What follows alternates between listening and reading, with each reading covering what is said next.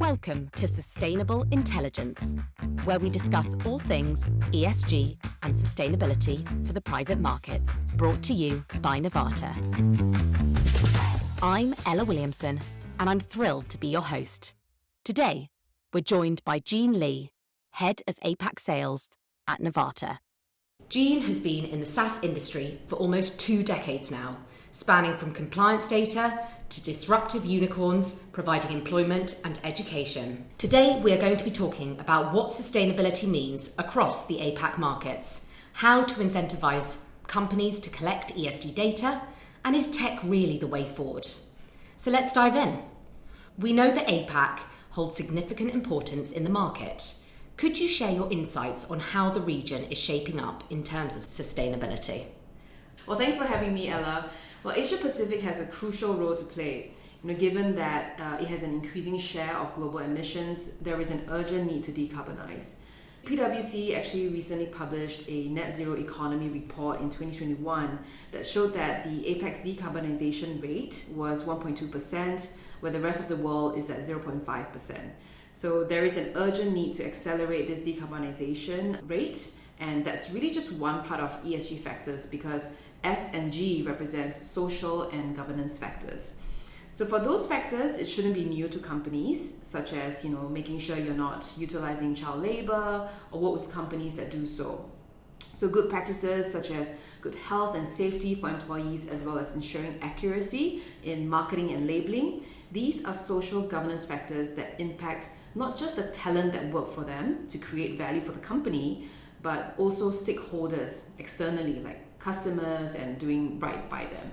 So in my opinion, these are really fundamentals for a well-run business that's going to be sustainable in the long run. So now when you look at the private markets, activity in this space definitely has quietened, following the peak in 2018, fell about 72%, but there's still activity somewhere, and PE buyout strategies really posted their best fundraising year last year. And larger managers also fared well. So this really means that the largest funds in the world are growing, and their investments move to big names, who then mean greater exposure to ESG regulations, which are increasingly complex and mandatory. So the region where APAC is placed is really in a really good position of financial value creation beyond investment alpha, but also trying to do the right thing, right? The sustainable way of doing business. I really love the idea of inclusive capitalism, where our CEO Alex Friedman has shared a number of interviews, which really to me is the idea of ensuring there's value for the world we live in. Thank you so much. I think that's fascinating. So, although the VC activity may have dipped, private equity strategies are actually thriving. This is definitely suggesting a growing interest in sustainable investment opportunities across the region. So what I'd love to move on to is, how are we going to incentivize companies to monitor and track ESG data? Yeah, well, for private markets, beyond value creation, there's the incentive. I would say it's really a key form of risk management. If companies aren't doing the right thing by their customers, their employees, or in general their stakeholders, it makes them a risky investment. So, for example, environmental matrix can reveal operational efficiencies and resiliency against regulatory changes. So on the converse is true.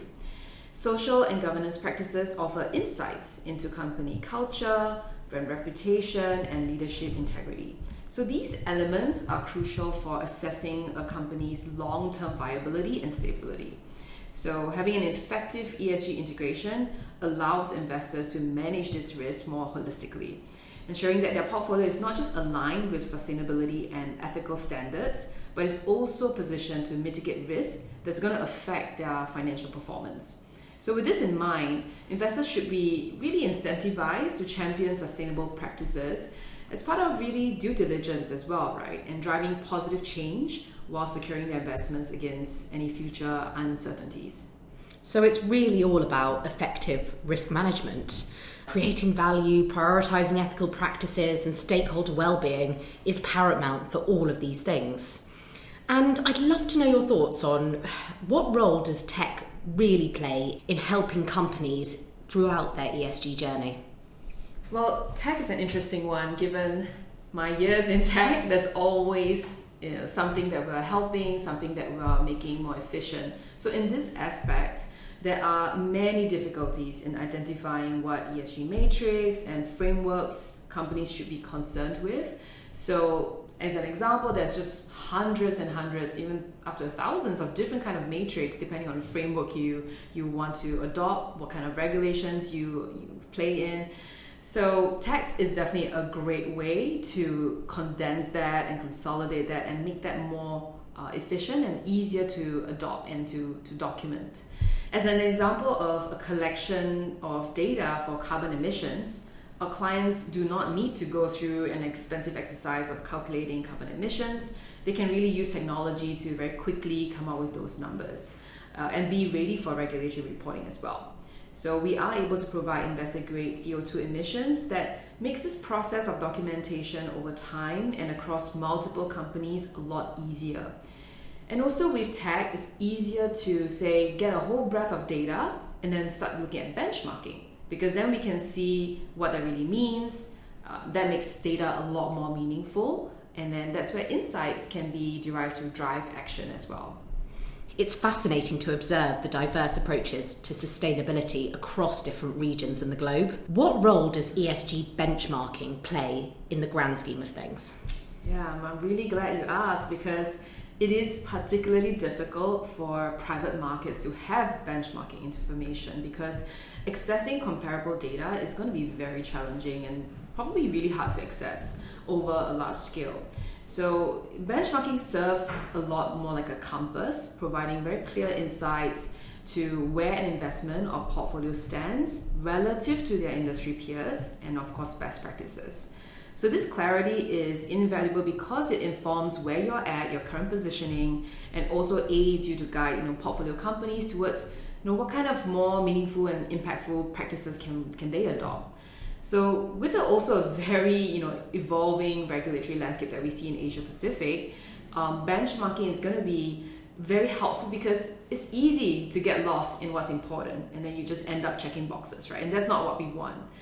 It really cuts through the noise. It helps you tell you what's making a difference and what's kind of for show.